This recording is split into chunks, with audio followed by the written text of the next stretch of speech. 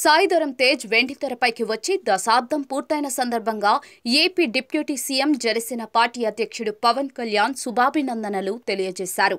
నటుడిగా తనకంటూ ప్రత్యేక స్థానాన్ని దక్కించుకున్న సాయిదుర్గా తేజ్ ఎంతో సామాజిక బాధ్యతతో మెలగడం సంతోషదాయకమని పవన్ కళ్యాణ్ కొనియాడారు.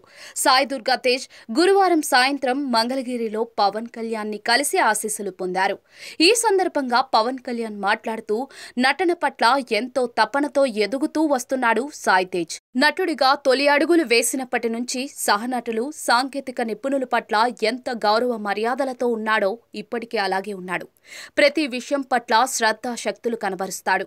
అదేవిధంగా తను ప్రమాదంలో చిక్కుకున్నప్పుడు కూడా ఎంతో ఆత్మవిశ్వాసం చూపించారు.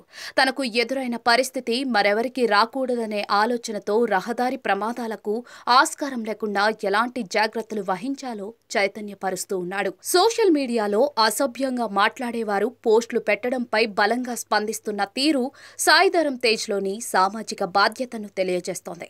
ఇటీవల విజయవాడలో జల విపత్తు సంభవించినప్పుడు తన వంతు బాధ్యతగా స్పందించాడు.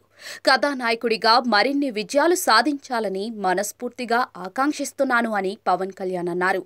సాయిదుర్గా తేజ్ మాట్లాడుతూ చిన్న మామయ్య ఆశీర్వాదం పొందడం ఎంతో సంతోషాన్ని కలిగించింది. నా కెరియర్కు మార్గదర్శిగా ఉన్నారు. చిన్నతనం నుంచి నాకు కళ్యాణ్ మావయ్యతో ఉన్న అనుబంధం ప్రత్యేకమైనది. స్కూల్లో చదివేటప్పుడు టెన్నిస్ ఆడేవాణ్ణి. ఒక టోర్నమెంట్లో ఓడిపోయాను. ఇక ఆడను అని టెన్నిస్ రాకెట్ పక్కన పడేస్తే పవన్ కళ్యాణ్ మామయ్య మోటివేట్ చేశారు. నీ ప్రయత్నంలో ఎలాంటి లోపం లేదు. ఆటల్లో గెలుపోటములు సహజం. గెలిచే వరకు ప్రయత్నించాలి అని చెప్పి మరో టోర్నమెంట్కు పంపించారు. ఆ టోర్నీలో గెలిచాను. అప్పుడు మావయ్య బలంగా హత్తుకుని ముద్దు పెట్టారు. ఆయన ఇచ్చిన స్ఫూర్తి నన్ను ముందుకు తీసుకెళ్తోంది అని సాయిధరం తేజ్ పవన్ కళ్యాణ్ను కొనియాడారు.